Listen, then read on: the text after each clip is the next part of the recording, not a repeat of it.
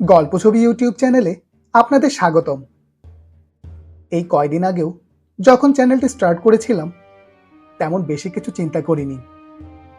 তারপর 50 জন বন্ধু পেলাম, তা 100 জন হলো, 500 হলো, এবং এভাবেই দেখতে দেখতে অবাক হয়ে গেলাম আজ আমাদের বন্ধু 1000 জন। আপনাদের ভালোবাসায় আমি বিস্মিত, বিমোহিত, আপ্লুত। ক্ষুদ্র মানুষ আমি, আপনাদের ভালোবাসার প্রতিদানে তেমন কিছু দেওয়ার ক্ষমতা নেই, তবে সবসময় চেষ্টা থাকবে আপনাদের কিছু গল্প শুনিয়ে আনন্দ দেবার। কদ্দূর পারবো জানি না, তবে চেষ্টা করে যাব। আশা করি পাশে থাকবেন সব সময়। ধারাবাহিকভাবে আমরা পড়ছিলাম আব্দুল্লাহ ইবনে মাহমুদের ইহুদি জাতির ইতিহাস। গত কয়েক পর্বে আমরা পড়েছি কিভাবে একটি দাস পরিবার থেকে মিশরের রাজ পরিবারে বেড়ে ওঠেন মুসা আলাইহি ওয়াসাল্লাম, এবং কিভাবে সেখান থেকে বিতাড়িত হন এবং নবিয়ত প্রাপ্ত হয়ে ফারাওয়ের মুখোমুখি হন এবং সমুদ্রকে দুই ভাগ করে বনি ইসরায়েলিদের ফারাওয়ের হাত থেকে উদ্ধার করেন। আজকের পর্ব মরিস বুকাইলি আর ফিরাউনের সেই মমি। অডিও বুকটি ভালো লাগলে সাবস্ক্রাইব করবেন এবং বন্ধুদের সাথে শেয়ার করবেন। ধন্যবাদ। ইতিহাসের সবচেয়ে প্রতাপশালী ফারাও হিসাবে ইতিহাসবিদগণ যাকে চিহ্নিত করে থাকেন তিনি রামেসিস দ্য সেকেন্ড বা দ্বিতীয় রামেসিস। এমনকি সবচেয়ে বিখ্যাত মমির আবিষ্কারের তালিকাও যদি করতে হয় তবে শীর্ষ 5-এ রাখতে হয় দ্বিতীয় রামেসিসের মমি আবিষ্কারের ঘটনা। বলা যায় কিশোর ফারাও তুতেনখামেনের মমি আবিষ্কারের পর এটিই সবচেয়ে বিখ্যাত। হয়তো এই প্রতাপের কারণেই অনেকের ধারণা ও বিশ্বাস কুরআন ও বাইবেলে বর্ণিত মুসা আলাইহি ওয়াসাল্লামকে তাড়া করা ফারাও ছিলেন দ্বিতীয় রামেসিস। যদিও এটা প্রমাণিত কোনো ধারণা না, সেটাই আমরা খুঁজে বের করতে চেষ্টা করব, আর সাথে সাথে তার মমির আবিষ্কার নিয়ে এই লেখায় আমরা অনুসন্ধান করব। প্রথমেই আসা যাক যাকে নিয়ে এত জল্পনার কল্পনা, সেই দ্বিতীয় রামেসিসের ব্যক্তিগত জীবন নিয়ে নানা ফলক কিংবা প্যাপিরাসের পাতায় লিখিত ইতিহাস কি বলে। বাংলায় রামেসিস লেখা হলেও ইংরেজিতে উচ্চারণটা আসলে র্যামেসিস। প্রাচীন মিশরীয় এর নামের অর্থ ছিল রা, তার জন্মদাতা, আর দেবতা রা ছিলেন প্রাচীন মিশরের সূর্যের দেবতা। প্রধানত ঈগল পাখি কিংবা দুপুরের সূর্যের প্রতীক দিয়ে তাকে প্রকাশ করা হতো। খ্রিস্টের জন্মের 2400 থেকে 2500 বছর আগে যখন মিশরে 5th ডাইনেস্টি বা পঞ্চম সাম্রাজ্য চলছিল, তখনই তিনি প্রাচীন মিশরের ধর্মের সবচেয়ে গুরুত্বপূর্ণ দেবতাদের একজন হয়ে যান। একই সাথে আকাশ, পাতাল আর মর্তের অধিপতি হিসাবে তার পূজা করা হতো। এর প্রায় 1000 বছর পরে মিশরে নিউ কিংডম বা নব্য সাম্রাজ্য যুগ শুরু হয়, আর তখন নতুন করে দেবতা আমনের প্রতাপ বেড়ে যায়। তখন এই রা আর আমন মিলে যুগ্ম দেবতা আমন রার পূজা শুরু হয়। রায়ের কথা এত করে বলার কারণ তার প্রতাপ বোঝানো, তাই এতে অবাক হবার কিছুই নেই। মিশরের ইতিহাসের সবচেয়ে প্রতাপশালী রাজার নাম ছিল রাকে নিয়েই। এই নিউ কিংডমের সময়ই জন্ম দ্বিতীয় রামেসিসের। মিশরের 19th ডাইনেস্টি বা 19তম সাম্রাজ্যের তৃতীয় ফারাও রামেসিস খ্রিস্টের জন্মে 1303 বছর আগে জন্ম নেন। তার জীবনের বেশিরভাগ সময় তিনি তার সাম্রাজ্য প্রসারে ব্যয় করেছিলেন। তবে জীবনের প্রথম ভাগে তিনি নতুন নতুন শহর, মন্দির আর স্তম্ভ নির্মাণ করেছিলেন। নীলনদ ঘেঁষে তিনি রামেসিস শহরের পত্তন করেন, যার কথা বাইবেলে উল্লেখ আছে। আসলে এ কারণেই সেই ফারাওকে রামেসিস বলে আন্দাজ করা হয়। এ ব্যাপারে অবশ্য কুরআনে কোনো উল্লেখ নেই। রামেসিস শহর থেকেই তিনি সিরিয়াতে নানা অভিযান চালিয়েছিলেন। তার বাবা সেটি দ্য ফার্স্ট তাকে 14 বছর বয়সেই প্রিন্স রিজেন্ট হিসেবে দায়িত্ব দেন। এখানে বলা দরকার, বাইবেলে এক্সোডাসের কাহিনী বর্ণনার সময় দুজন ভিন্ন ফারাওয়ের কথা বলেছে। একজন যিনি মুসা আলাইহি ওয়াসাল্লামকে নদীর পানি থেকে তুলে আনার সময় ফারাও ছিলেন, আর অপরজন তার ছেলে যিনি কিনা মুসা আলাইহি ওয়াসাল্লাম মিশরে ফিরে আসার পরের সময়কালে ফারাও ছিলেন। কিন্তু কুরআনে ফারাও উপাধি ব্যবহার করা হলেও এ দুজন ভিন্ন কিনা সে ব্যাপারে কিছু বলা হয়নি। কম বয়সেই খ্রিস্টের জন্মের 1279 বছর আগে মে মাসের 31 তারিখ দ্বিতীয় রামেসিস ক্ষমতা লাভ করেন। তিনি একটানা 66 বছর 2 মাস রাজত্ব করে মারা যান খ্রিস্টপূর্ব 1213 সালে। এবং এরপর ফারাও হন আরেক বিখ্যাত ফারাও মারনেপোতাহ।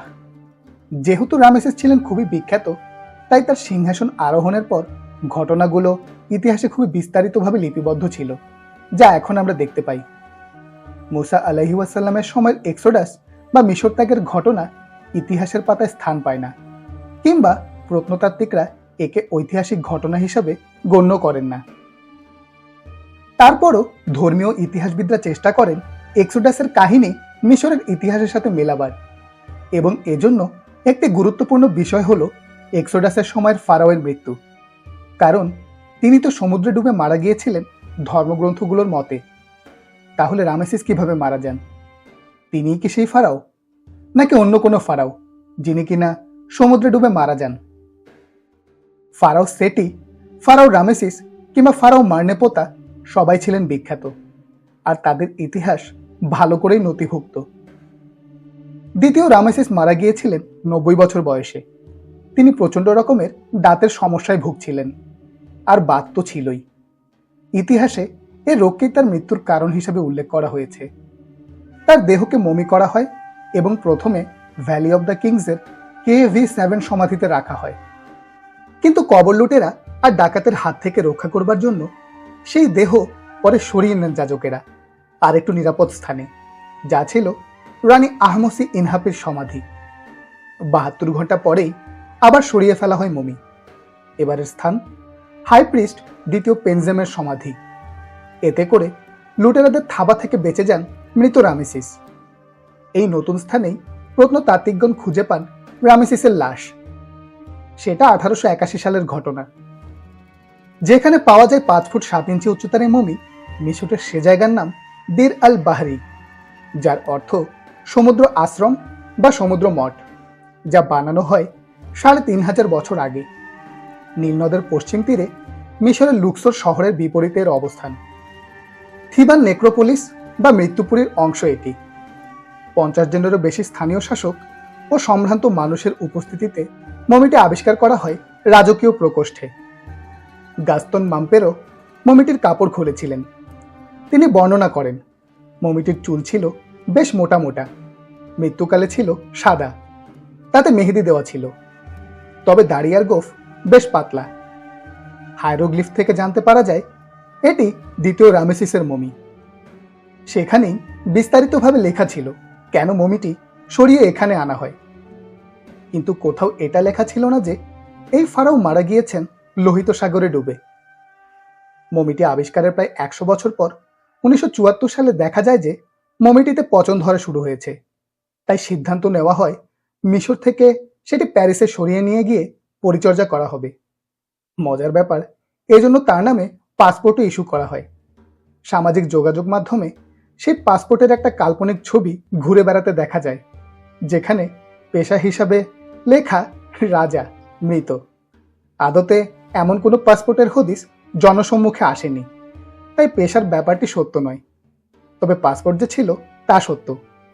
তাছাড়া রাজকীয় সম্মানেই তাকে বরণ করা হয় প্যারিসের বিমানবন্দরে। প্যারিসে পরীক্ষা করে দেখা যায় তার দেহে যুদ্ধের আঘাত এবং বাতের চিহ্ন আছে। শেষ বয়সে তিনি কুঁজো হয়ে হাঁটতেন। এখন অবশ্য মমিটি মিশরের কায়রো জাদুঘরেই আছে। দ্বিতীয় রামেসিস এতই বিখ্যাত ছিলেন যে তার সম্মানে পরে 9 জন ফারাও রামেসিস উপাধি ধারণ করেন। 100রও বেশি সন্তানাদি রেখে গিয়েছিলেন দ্বিতীয় রামেসিস। রামেসিস নিয়ে এত কথা বলার কারণ, ইতিহাসে কোথাও বলা নেই যে এই সেই ফারাও যার মৃত্যু হয়েছিল সাগরে ডুবে। তার আগের আর পরের ফারাওয়ের মৃত্যু কথনও বলা যাক। আগের জন সেটি দ্য ফার্স্টের মৃত্যু হয় 55 বছর শাসন করবার পর। তার মৃত্যু ছিল স্বাভাবিক, কোনো অপঘাত নয়। আর রামেসিস এত দীর্ঘ সময় শাসন করেছিলেন যে তিনি যখন মারা যান তখন তার ছেলে মারনেপোতার বয়স 70-এর কাছাকাছি। তিনি ভুগেছিলেন আর্থাইটিস ও আর্থেরো স্ক্লেরোসিসে, কিন্তু তার মৃত্যুর কারণের ব্যাপারে ইতিহাস আমাদের কিছু জানায় না। তবে তার মারা যাবার পর 25 বছরের অস্থিতিশীলতা চলেছিল। রামেসিস তত্ত্বের আগে মারনেপোতাকে ধারণা করা হতো এক্সোডাসের ফারাও, কিন্তু কোন তত্ত্ব আসলে বেশি যৌক্তিক, নাকি কোনোটিই নয়? এই এক্সোডাসের ফারাও যে রামেসিস হতে পারেন, সে সম্ভাবনার কথা চাঙ্গা হয়ে ওঠার সাথে যার নাম জড়িত তিনি ডক্টর মরিস বুকাইলি, একজন ফরাসি ভদ্রলোক যার জন্ম 1920 সালে আর মৃত্যু 1998 সালে। আসল উচ্চারণ বুকাই। তিনি ছিলেন একজন মেডিকেল ডক্টর এবং একজন লেখক। সৌদি আরবের বাদশাহ ফয়সালের পারিবারিক ডাক্তার হিসাবে নিয়োগ পান তিনি। এমনকি তিনি মিশরের প্রেসিডেন্ট আনোয়ার সাদাতের চিকিৎসাও করেছিলেন। তিনি ছিলেন মরিস ও ম্যারি বুকাইলির সন্তান। একজন মিশরবিদ ছিলেন তিনি। 1945 থেকে 1982 সাল পর্যন্ত তিনি মেডিসিন প্র্যাকটিস করেন। তিনি ছিলেন গ্যাস্ট্রোএন্টারোলজির একজন স্পেশালিস্ট। বুকাইলি যে কয়টি বই লিখেছিলেন তার মাঝে সবচেয়ে জনপ্রিয়তা লাভ করে যে বইটি, সেটি the Bible, the Quran and science. এটি বিভিন্ন ভাষায় অনুদিত হয়। বাংলায় যার নাম বাইবেল, কুরআন ও বিজ্ঞান।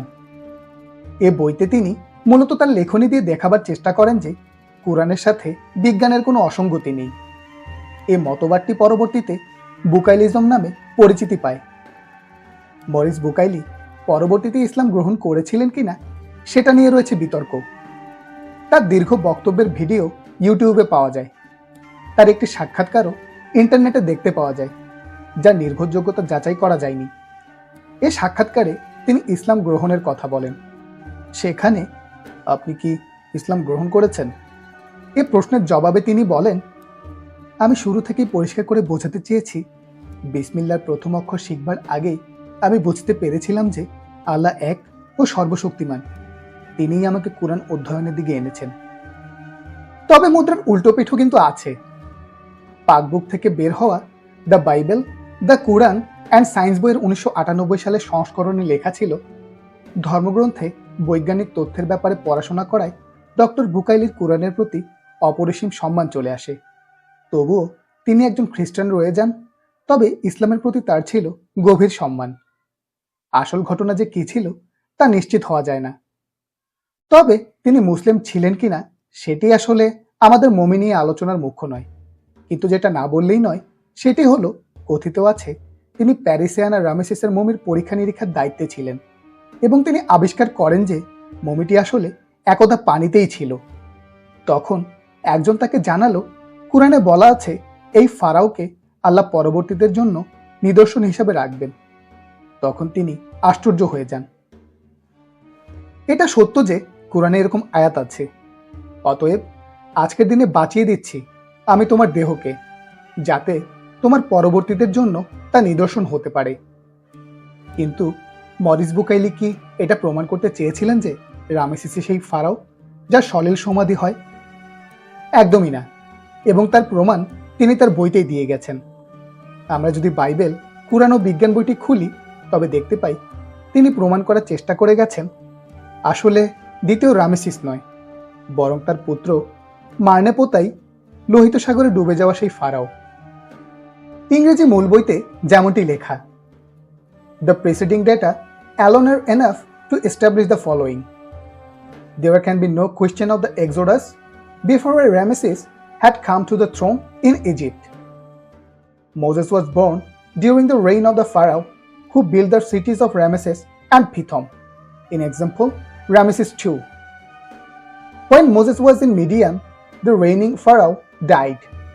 The continuation of Moses' story took place during the reign of Ramesses II's successor, মার্নেপোতা। আর বাংলা অনুবাদেও মার্নেপোতাকে নিয়ে লেখা সেই অধ্যায়। যা হোক, পরবর্তীতে লিখিত বিষয়গুলো সাব্যস্ত করার জন্য উপরের আলোচনাই যথেষ্ট। ক, রামেসিসের সিংহাসনে আরোহণের পূর্বে ইহুদিদের মিশর ত্যাগের প্রশ্নই ওঠে না। খ, হযরত মুসা আলাইহিস সালাম এমন এক ফিরআউনের আমলে জন্মগ্রহণ করেছিলেন যিনি রামেসিস ও পিথম নগরী নির্মাণ করেন। তিনিই হচ্ছেন দ্বিতীয় রামেসিস। গ, হযরত মুসার মাদিয়ানে অবস্থানকালে ক্ষমতাসীন ফেরাউনের অর্থাৎ দ্বিতীয় রামেসিসের মৃত্যু ঘটে এবং হযরত মুসার জীবনের পরবর্তী ঘটনাগুলি সংঘটিত হয় দ্বিতীয় রামেসিসের উত্তরাধিকারী মার্নেপোতার রাজত্বকালে। এছাড়াও বাইবেলে আরো গুরুত্বপূর্ণ এমন কিছু তথ্য রয়েছে যেসব তথ্যের আলোকে ইহুদিদের মিশর ত্যাগের সময় মিশরে ক্ষমতাসীন ফেরাউনের সহজেই শনাক্ত করা সম্ভব। বাইবেলে বলা হয়েছে হযরত মুসার বয়স যখন 80 বছর। রামেসিস তত্ত্বের চেয়ে মার্নেপোতা তত্ত্বই বেশি যৌক্তিক। যদি তাদের দুজনের একজনকে আদৌ সলিল সমাধির শিকার আন্দাজ করতে হয়। মারনেপোতা বুড়ো বয়সে মারা যান বলেই জানা যায়। মৃত্যুর কারণ আসলে বাত নাকি অন্য কিছু তা নিশ্চিত নয়। ভ্যালি অব দ্য কিংসের KV8 সমাধিতে তার মমি রাখা হয় প্রথমে, কিন্তু পরে তার মমি সেখানে পাওয়া যায় না। 1898 সালে আরও 18টি মমির সাথে তার মমিও আবিষ্কৃত হয় দ্বিতীয় আমেনহোতেপের সমাধিতে। এরপর সেই মমি কায়রোতে নিয়ে যাওয়া হয়। তার উচ্চতা ছিল 5 ফুট 7 ইঞ্চি। চেহারার দিক থেকে তার দাদার সাথে যেমন মিল আছে, তেমনি তার বাবা দ্বিতীয় রামেসিসের সাথেও আছে মিল। তবে একটু আগে উল্লেখ করা আয়াতের তাৎপর্য খুঁজতে গিয়ে আমরা তাফসির জাকারিয়াতে দেখতে পাই নিচের ব্যাখ্যা। সুতরাং আজ আমরা তোমার দেহটি রক্ষা করব, যাতে তুমি তোমার পরবর্তীদের জন্য নিদর্শন হয়ে থাকো। আর নিশ্চয়ই মানুষের মধ্যে অনেকেই আমাদের নিদর্শন সম্বন্ধে গাফিল। এখানে ফিরাউনকে উদ্দেশ্য করে বলা হয়েছে যে, জলমগ্নতার পর আমি তোমার লাশ পানি থেকে বের করে দেব, যাতে তোমার এই মৃতদেহটি তোমার পরবর্তী জনগোষ্ঠীর জন্য আল্লাহ তাআলার মহাশক্তির নিদর্শন ও শিক্ষণীয় হয়ে থাকে। কাতাদা বলেন, সাগর পাড়ি দেবার পর মুসা আলাইহি ওয়াসাল্লাম যখন বনি ইসরায়েলদেরকে ফিরাউনের নিহত হবার সংবাদ দেন, তখন তারা ফিরাউনের ব্যাপারে এতই ভীত সন্ত্রস্ত ছিল যে তা অস্বীকার করতে লাগলো এবং বলতে লাগলো যে ফিরাউন ধ্বংস হয়নি। আল্লাহ তাআলা তাদের সঠিক ব্যাপার প্রদর্শন এবং অন্যান্যদের শিক্ষা লাভের উদ্দেশ্যে একটি ঢেউয়ের মাধ্যমে ফিরাউনের মৃতদেহটি তীরে এনে ফেলে রাখলেন, যা সবাই প্রত্যক্ষ করল। তাতে তার ধ্বংসের ব্যাপারে তাদের নিশ্চিত বিশ্বাস এলো এবং তার লাশ সবার জন্য নিদর্শন হয়ে গেল। লাশের কি পরিণতি হয়েছিল তা সঠিকভাবে জানা যায় না। উপসংহার হলো, কুরআন বা বাইবেলের সেই সলিল সমাধি হওয়া ফারাও কে তা আসলে বলার কোনো জো নেই ইতিহাস থেকে। কিন্তু ইসলামিক তাফসির বলছে, সেই আয়াতের ব্যাখ্যায় নিদর্শন হিসাবে তাকে রেখে দেওয়া বলতে ফারাওয়ের মৃতদেহ তীরে এনে তৎকালীনদের দেখানো কি বোঝানো হয়েছে। তার লাশের পরবর্তী হদিস কারো জানা ছিল না। অনেকেই পুরোপুরি নিশ্চিত হয়ে রামেসিসের মমিকে চালিয়ে দেন কুরআনের সেই ফারাও হিসাবে, অথচ এমনটি ভাবার মতো তথ্য প্রমাণ যে আসলেই হাতে নেই তা কি তারা জানেন? তবে ফারাও যেই হয়ে থাকুক না কেন, তার শেষ মুহূর্তের ঘটনা বাইবেলে কিছু না থাকলেও কুরআনে ঠিক এভাবে বর্ণিত আছে। আমি বনি ইসরায়েলকে সাগর পার করে দিলাম, আর ফারাও এবং তার সেনাবাহিনী তাদের পিছু নিল দুরাচার আর শত্রুতা বশত। কিন্তু যখন পানি ফিরে এসে তাদের ডুবিয়ে দিতে লাগলো, তখন ফারাও বলল, আমি বিশ্বাস করি যে বনি ইসরায়েলের মাবুদ ছাড়া আর কোনো মাবুদ নেই। আমি এখন ইমানদারদের অন্তর্ভুক্ত। এখন বলছো এ কথা, অথচ তুমি না আগে নাফরমানি করেছিলে, ছিলে পথভ্রষ্টদের অন্তর্ভুক্ত। অতএব আজকের দিনে বাঁচিয়ে দিচ্ছি আমি তোমার দেহকে, যাতে তোমার পরবর্তীদের জন্য নিদর্শন হতে পারে তা। আর নিঃসন্দেহে বহু লোক আমার মহাশক্তির প্রতি লক্ষ্য করে না। এর পরের অধ্যায়ে আবার ফিরে যাওয়া হবে সাগর পাড়ি দেয়া বনি ইসরায়েলের ঘটনায়।